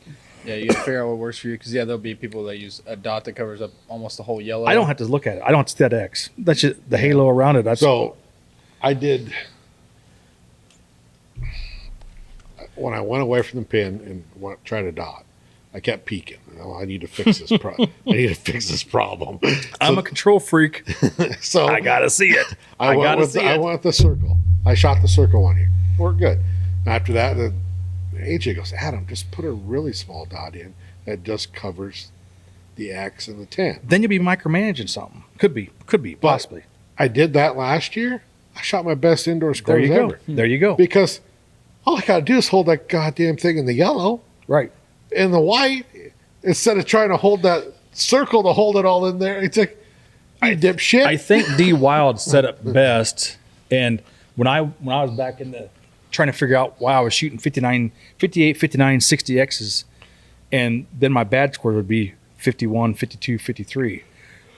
Then I realized what I was worried about, and I shot a green down pin, still do, fiber, and when I realized I was shooting my best scores, I was really seeing my pin. So what's harder to do? Aiming at the center or centering your pin? Probably center in the pin. Isn't There you go. Center in the pin. Put the center in the pin on the target, right? Some people, because here's the deal. Some people want to say they want to put their pin there, but they'll probably hang a little bit low or hang a bit high. But when you shoot an animal around on field, you'll be screwed when it comes out, or possibly 3D dots. But being consistent, as long as you do it consistently, you'll be fine. But most likely not everybody's disciplined enough to be consistent enough. So what I realized when I was shooting my better scores, I was actually centering the pin on the spot that I wanted to hit. So to me, however you want to say it, but if you center your pin or center your whatever dot, it's an easy game to play Are you running a 29 indoors, for indoor? 19 outdoors. But, depth is a lot of it too. I was looking at Gillingham's peep. We're sitting side by side yesterday. It's like, man, your peep's big. I looked at his sight. His sight's, like Jason Gidkin's, they're sucked into the bow pretty good. I never realized Jason's was like that. Yeah, I mean, What's their reasoning? what's Paige's reading for having it this far out? It's very true. I think it's Because if you put it further out, you need a small aperture. So Yeah. with, You have it close. with a farther out with that, with an 8-power lens, what are you gaining? I don't know how much magnification. Well, but what it they're is doing, more. what basically they're doing is I mean, they're isn't that a lot basically more torquing. movement out So there? if you get some movement, but you want to be able to you want to find that sweet spot with the rest and the sight. For torque tuning. Yeah. For your, what do we talk about? I've always said all good shots go in the middle. We're setting our bows up for our mistakes. Yeah. Legitimately, To minimize our our mistakes. mistake. Because it's all about archery, is how many mistakes you make. I mean, but we're shooting to minimize our mistakes. So you're setting up an arrow, if it flexes better or doesn't flex enough or whatever, or you run top cam heavy or first whatever you're doing, drop away, blade, more weight, more mass weight, less mass weight, you're setting your bow up for your mistakes. Mm-hmm. The way I look at it, anyway. Yeah, for sure. 100%. I think that's the way to look at it. I mean, you start tuning. I mean, you're tuning it to you. I can't take your bow, tune it for me, and have No, you shoot I mean, you it. look at That's everybody's work. stabilizer. Everybody's stabilizer is a little different. Yeah. And so it's one of them deals where, yeah, I mean, you're setting a bow up. Why you like that bow? Why do you like that thing better than that thing? Mm-hmm. Well, it likes me better. Yeah. What's so different about that? I'm not so sure, but it likes me better. Yeah. Because it covers my mistakes. Yeah. So that's what ultimately, when they say I like that bow better, it's covering your mistakes. It just is. Yep. I mean, so 100%. sense. and it all depends on if you're shooting a static shot, Yeah, that can make a huge difference. Yeah, on the bow you like. I learned that this week. Yep. I'm borrowing a bow, and we'll see if he watches this. But that thing, it's like I make a shot that's like even marginal, and it's like, dude, why is that like literally touching the red with the outside of the arrow? And then I make that same shot with that bow, which is still not perfect, but it'll at least. I mean, the farthest it'll be usually is like just outside of the 9 or just outside of the 10 or whatever. But it's not going to be touching the 8. Like, what are you? It's actually insane. But that's probably why you don't shoot those bows either. You know which bow that is? Don't say it out loud. We'll talk about it. Anyways, you know it is subconsciously. But anyways, but yeah. I don't. Yeah, I'm only shooting one brand anyway, so Yep. until I'm not. So, Yep. Yeah. but yeah, it's just I about fell over that day you told me that. yeah. I was like, Lynn, Hell you've froze always- over. Yeah. No Yeah. shit. After all Lynn, these years. You've told me after all these years you would never do this. Yep. I said I would never do it. I would And you never did. do it. I never did it. It's like, something? I ought to do this. And I about signed an air contract the next week. Like, I didn't do that. But I tell you what, it is pretty neat knowing you that we get to watch the scores. Hey, he's doing the. I mean, I do it with all the Iowa guys. I mean, Yeah. it's fun to see. I mean, how many Iowa guys do we have in Yankton? Not very many. That's what I was going to say. Is a not 'Cause- very good showing for Iowa. Gecken shot. Me and Getkin and AJ and Allen. who's then- the older guy from? I can't remember. He won something. I think he won a national. George Morrell, maybe. No. I shot bow hunter freestyle with George Yeah. back in the day. We kind of cut up a little bit when we were at state target.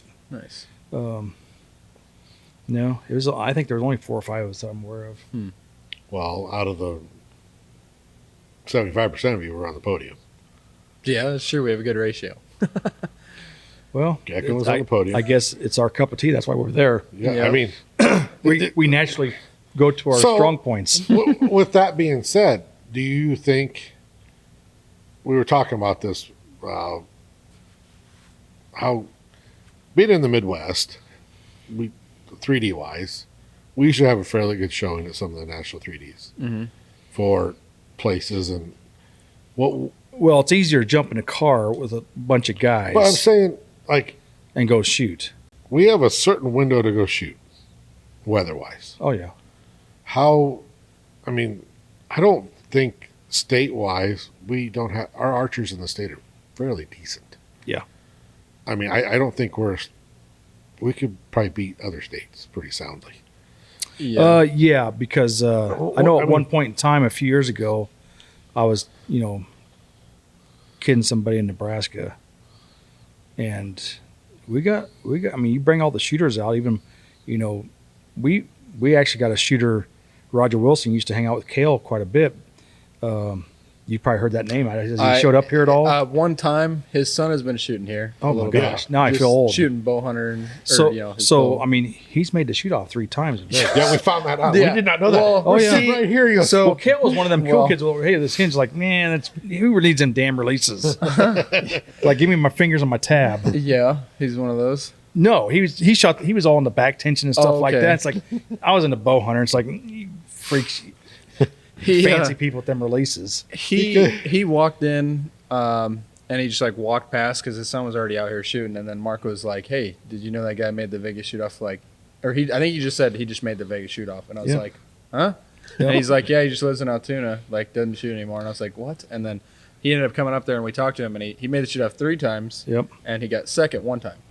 I don't It's remember like- every place. Before Yeah. matter of fact, probably I don't know if my first year, if he was still shooting out there now. Because I known Kale for a long time. It's just that he tried to shoot, most competitive archery when I was just, Billy bow hunter. Yeah. And so yeah, Michael Anderson won Vegas. He ran specialty for the He's longest from time. Spencer. Yeah, he Is he still up there? Yeah, I actually talked to him, and he was at NFA headquarters. He was in Yankton. Okay.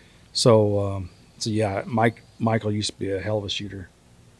I mean, you say that, then I'm like IBO champion, I believe. I don't know, Vegas champion 2002. I think he was probably won the biggest thing with the trophy takers drop away back in the day. I mean, I didn't realize how many decent shooters we had in the state. Yeah. Well, Kale is just crazy because it's like, I never knew this guy that did all that, and he just lives down the street and he doesn't shoot anymore. Right. Like, that's really random. Life took over. Yeah. Family took over. That's what he said. We were like, why did you start shooting? He just pointed at his kid. Yeah, pretty much. Yeah. I think Kale was one of them guys that, I remember sitting here. It's like, I think he needed a lot of arrows. He had to shoot a lot of arrows. He needed the repetition. Nope. So, but Yeah, it's like I said, it's pretty cool. So, well, I thank you, Lynn. Yep. Thank for you for coming on coming here on. with us. are we done? Well, we can keep be. going. We can keep going. That's up to you. Oh, We're talking It about sounds like he Yankton. wants to keep going. Yeah. This is where you're doing your fine editing skills. Yeah.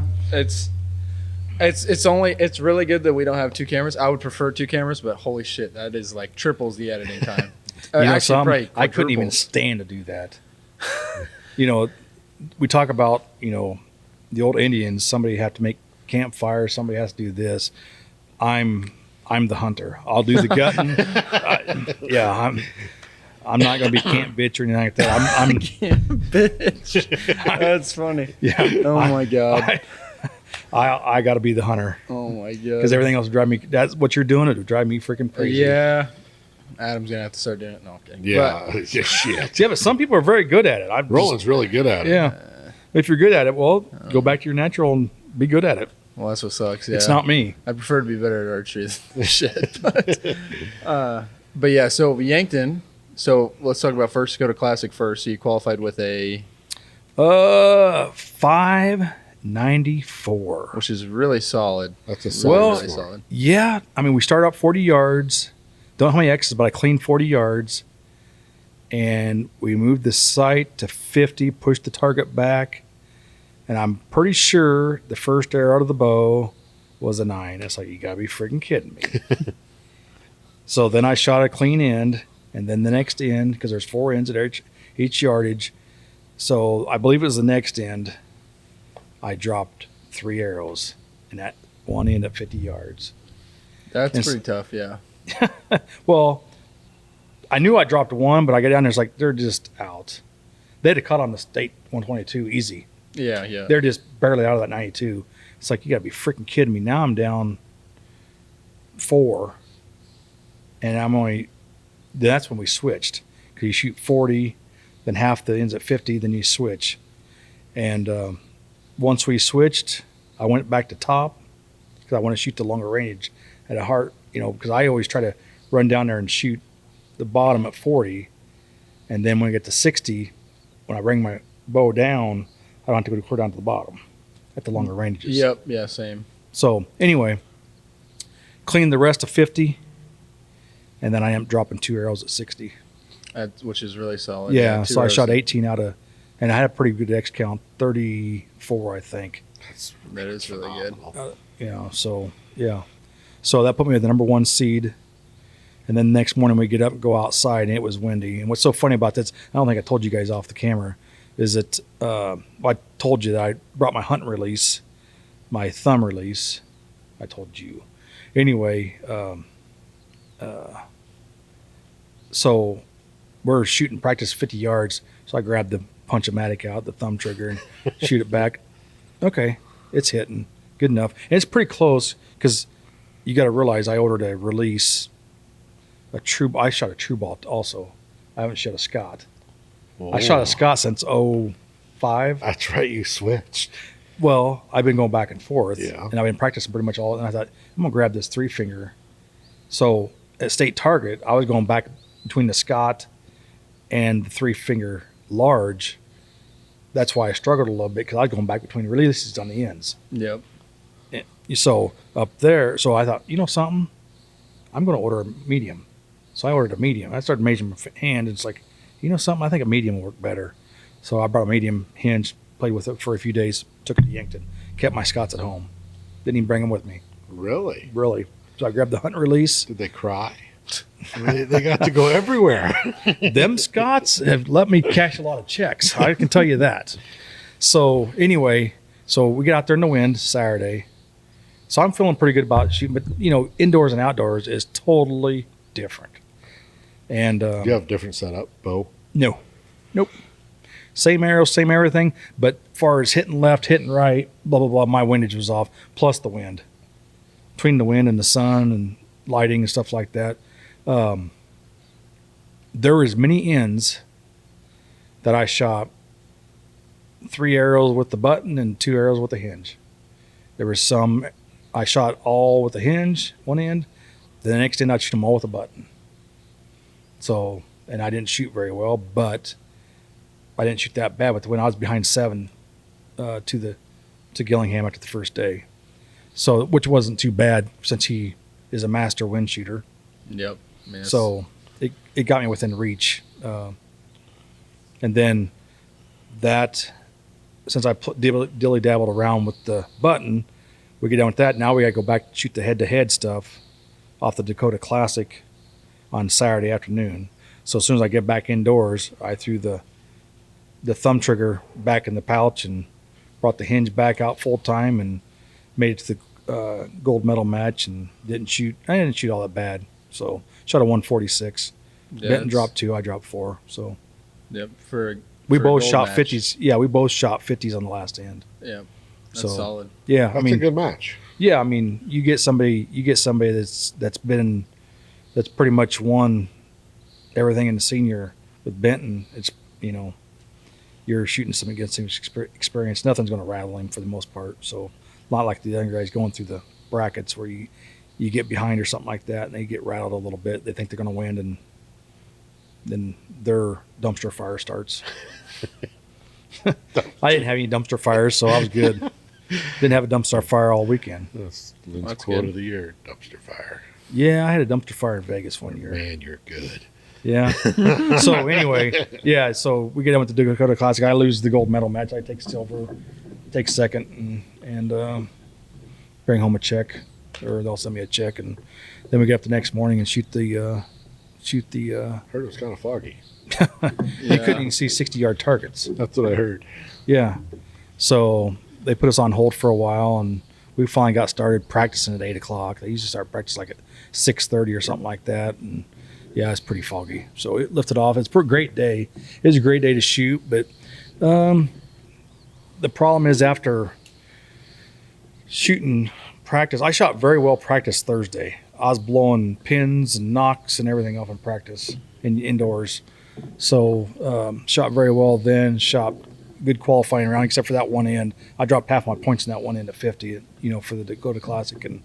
And there were 70 arrows there.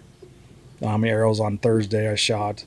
And then Saturday we shot at least 70. I probably shot 3 practice ends before that in practice. So 85 arrows. Then we went back in. I probably shot 5 practice ends before scoring. Then I ended up shooting a full with four brackets, 4 opponents to get to the gold medal match. That was another 60 arrows. So a lot of arrows. I was wore out. So come Sunday, yeah, I was tired. I had a lot of tension in my hand, and I just didn't execute my release like I would like. You've been And- putting the work in, though. yeah, I mean, I've been seeing. yeah, I mean, I've been pretty much out there every day. Yeah. Whether I go out there and shoot 10 arrows or 50 arrows, yeah, I'll find a spot and I'll mill the day and go practice and stuff like that. But I had a death grip on my release yesterday and just wasn't rolling through it like I should. And I was 12 down on a 900 round. Not the best. Should have been at least, Good score, probably 5 down. I shot the state record last year at 6 down. So, I mean, them conditions weren't You perfect. You podium though both though, didn't you? Yeah, That's what I thought. yeah. Benton dropped back down, but Benton like dropped 5 or 6 points the first 3 ends at 60, and I shot 59s all the way through, and I don't think I got a clean one till 50. Then I actually dropped 3 arrows at 40 yards. So, and I had a couple glance outs, so it is what it is. Oh, they're unlucky, yeah. Yeah, they weren't out by much, but they weren't good shots on my end, because if I'd got them in there, they'd have went in there just like the other one did. But it's just I didn't have the more I shot, it's almost like the worse I executed shots because I had too much hand tension. Yep. So wasn't rolling with it. So, but I get that. yeah, so I can't complain. 2 tournaments, 2 podiums. Yeah, solid performances. Yeah, so anytime you can podium on a national event, I mean, yeah, they don't have the most shooters there, but you got some. I don't know, your class, they have most of them. Yeah. Like most of the ones you fight Yeah, anywhere so else. I mean, they're not all there, but there's enough there to, yeah. So you feel kind of there's no gimmies no matter what class it is. Yeah. So every class is kind of tough for the most part. You get in the professional level and you can't, they don't have too many meltdowns. No. Roland's gonna So- find that out. Yeah, and the freestyle- I might have some meltdowns. We'll see. No, I'm Yeah, not. well, I'll be fine. yeah. It happens. Growing pains. Yeah. Yeah, I call them just dumpster fire because you have. I mean, the bad thing about it. I mean, I would say 3D is a little different because you get one bad arrow, you get 20 minutes and you can shoot another one, right? It's not 20 minutes, but yeah. I mean, that's the way it was in the old IBOs. Let's sit here for 20 minutes and see if I can shoot one arrow. Yeah. So that's the part that sucks. But at least, I mean, the problem is it's like my 3 misses at 50 yards on the Dakota Classic. You can have one bad in and it really, Yeah, hampers it. Yeah. yeah. The only thing I could tell you on a 2-day shoot is you sure won't win it the first day, but you sure in the hell can lose it the first day. Yeah. Yep. You just got to shoot it the first day to keep your head above water and get you close enough and see where the second day brings you. So Yep. Well, Lynn, I really appreciate past my you. bedtime now. This is great. Yep. I mean, Thank you for coming on. yeah. Yep. It's been fun. We'll get you on again. Oh, yeah, I'm pretty camera shy. Yeah. Are you? You're getting I better hate at it. Well, the camera's all the way over there. We're fine now. It is Yeah. pretty far because the lens that's on it, but yeah. Yeah, Yeah. so But- yeah, I'm not a big camera guy, but I've been asked to do interviews, and it's like, no, thank you, no, thank you. Have you done any other ones? Nope. Really? Bow Junkies asked me. There's been a lot of people Oh, ask me. wow. Oh, Look yeah. at that. Exclusive. Oh yeah, yeah. Yeah. You know what? I just walked away. Where was I at? I don't remember. They done. Let's do an interview. Nah, I'm good. Yeah. What's your talk about? It's like, What's your talking about? well, it's just shooting arrows for one thing, and it's one of them deals. I show up Saturday morning after Friday. Hey, he's the winner of the last day. I said, I didn't win a damn thing. It's just a pecking order. Yeah. And I've watched too many 1 seeds go out in Lancaster first round. What's so funny about it, I was the 1 seed. Clearly the 1 seed wasn't even close. Bent was like 3 points back, and Gillingham was 3 points back. And what's that 16 seed do? He starts sucking a minute to 60 yards. Like, are you freaking kidding me? Yep. It's like they come aiming for you Yep. because they have nothing to lose. You're Yep. damned if you do, you're damned if you don't. The expectations on, we start off this conversation. Well, he's the number 1 seed. He's supposed to win. Yep. Well, why ain't you in the gold? Because I suck. Why ain't you in the gold medal match? Because I suck. But you know what's going to happen, Roland? Oh, jeez. He's going to shoot ASA and make the shoot down. Oh, I didn't want to say it, but I Then think they're you going to have want to interview him if he wins. Well, yeah. You have a very good chance of doing that. Because right now, it's almost like they're still figuring it out or something. Like the scores, I know if you shot SA, you'd be like, these scores are not that high compared to what you could do, And so I think you could solidly do it. Yeah, but something, when I look at a 3D target, you're just trying to figure a spot, and you're going to try to hit it. Yeah. And it's a different aiming process than I use for indoors. Which I get that. So, and you were saying earlier, it's like you prefer this is like a shooting competition. 3D is like a aiming. But when you go to kinda- known, it's an aim, and Yeah. we're like Mr. Tim. He complains a lot. Yeah, he does. So- par archery. Well, par archery, but it's perfection archery. Yeah. So he puts one out at 40 yards. He starts ranting and raving. You put a dot down here, I'll have groups like this. Well, that's not the game, Tim. Sorry to tell you. So me and him heckling back and forth. What a dot. That's He a starts- dot. It's a yellow dot. That's it's just it. really Yeah, big. but because he's mentally ill when it comes to targets, and he'll say it. He just is. Me and him will heckle back and forth. I mean, was it a couple years ago? First arrow in Vegas. Boom! He puts it out in the 9. He's just cussing. Mount Rushmore Rumble last year. We're all waiting around for him to shoot his line time because we're just waiting to the first end to watch the dumpster fire happen with him. Because you put a yellow spot in front of him, and he's a hell of a shooter. But he'll throw one in the bail. He started talking about recurves yesterday. I said, "Well, bring your recurve to Lancaster and or watch them bare bow guys." I said, "Well, they miss a lot." I said, "Well, you can shoot zeros, Tim." He looks at me and goes, "Are you trying to get in my head?" And I said, "I'm not that guy. I don't play them games. Go shoot zeros, go shoot 10s. I don't care." And I told him when I was shooting on the line, I said, I turned around when he was shooting on the 40 yards. I said, "So what kind of cereal are you going to eat out of your silver bowl?" I said that last year. We had like an 8-point lead. Oh man. I wasn't wanting to put it out. I would feel bad if he put one out there. But he's been known to throw an arrow on the wall, which I'd hate to see him do that. But it's like, Tim, just put him in the middle and shoot him. That's what I told him. So I'm not that guy to get in your brain. It's like, if that's getting in your brain, I said, you've shot way more tougher stuff than this. Yep. But what stimulates everybody's brain is different. Yeah. So I shot on the team shoot at the Iowa program. I got to shoot by him. Oh, what a blast. Yeah, there's Pat got to shoot with him Yeah. at ASA team shoot. He said that was something You know what else. he told me yesterday? What? Okay, think about Gillingham's setup, right? Yeah. You know what he had the nerve to tell me? What?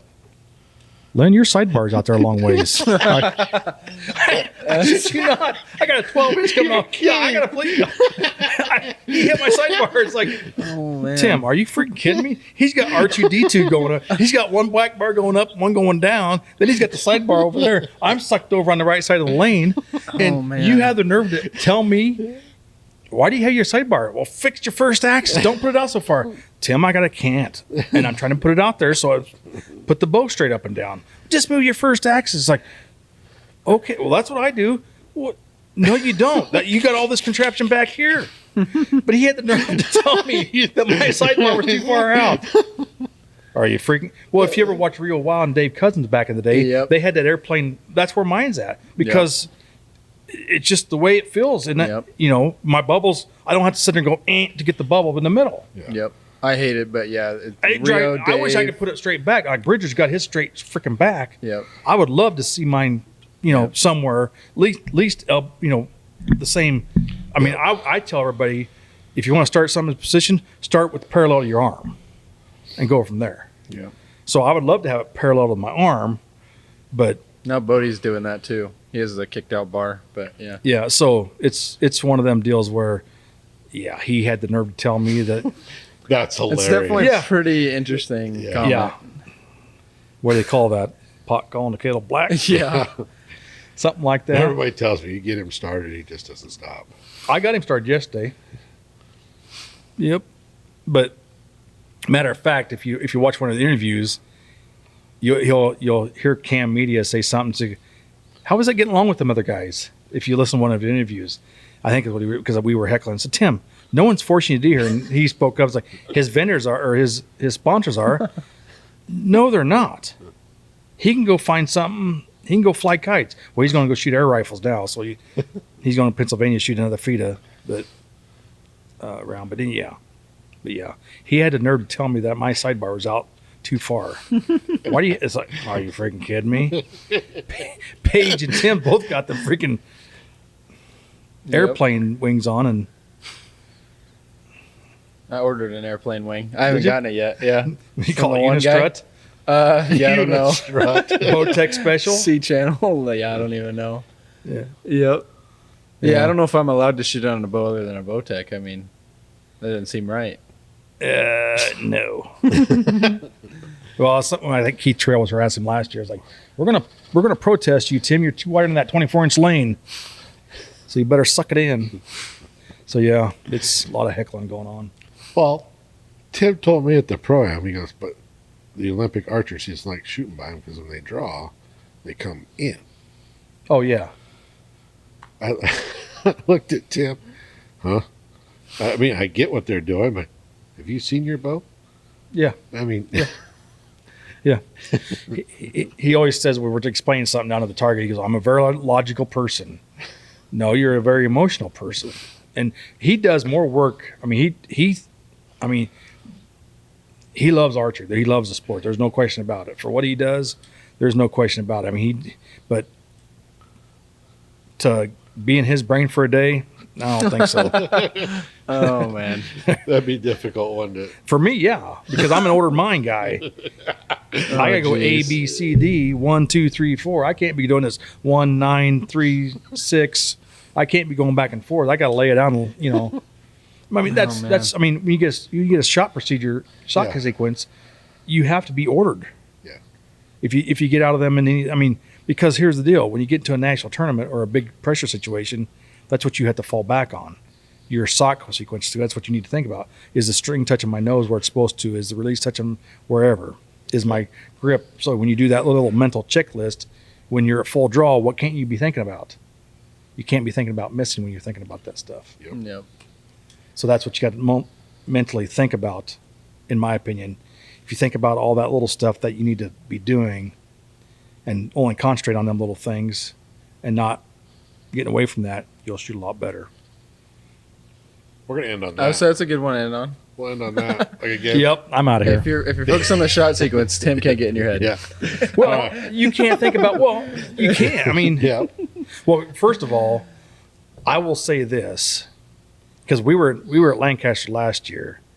Yeah, he said something about, because I took him out in Dakota Classic a couple years ago, and he's still mad about it, which I understand that, Tim, but suck it up, Buttercup. He's thinking about me indoors because obviously I had an IV in my hand last week, and he looks up with my night clown shoes on, and he goes, "Oh, you made it." Yeah, I did. Because for some reason, I get into his head a little bit with spots. Sounds like it. I do. They need to be paired up with the same grouping for 3D. Yep. Oh yeah. Oh, For some man. reason, I mean, he's over the binoculars. It's like I was looking at your target. So yeah, it's just for some reason he keeps a little eye on me for some reason. So I bet we can make that happen. We just make some calls. Yeah, yeah. We know a few Lynn? people.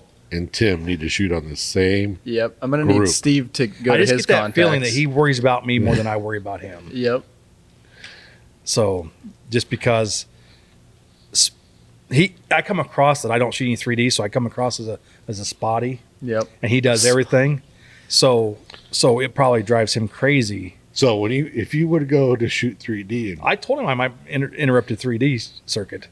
I told him that up there. start beating him, holy cow! Well, I don't know if it's about the beat. If you just got to get close to him, yeah, you get close to him. He's, you just got to get close to him. what the hell, Lynn? What is this shit? Yeah. So, but it's not about beating. I mean, yeah, Tim would be a great measurement because he's a hell of a shooter, but there's no question about it. But it's kind of funny how, yeah. So Oh, man. All right. That's it, guys. it's all See she you wrote. We're next actually time. going to stop this time. I promise. So, but anyway, thanks, Lynn, for coming in. No problem. Yep. So, See you later. Always talk about archery all the time. It's always fun. That's Bow Junkies catchphrase. All archery all the time. oh, right? it does it? I think I so. don't know. I don't know. See you later.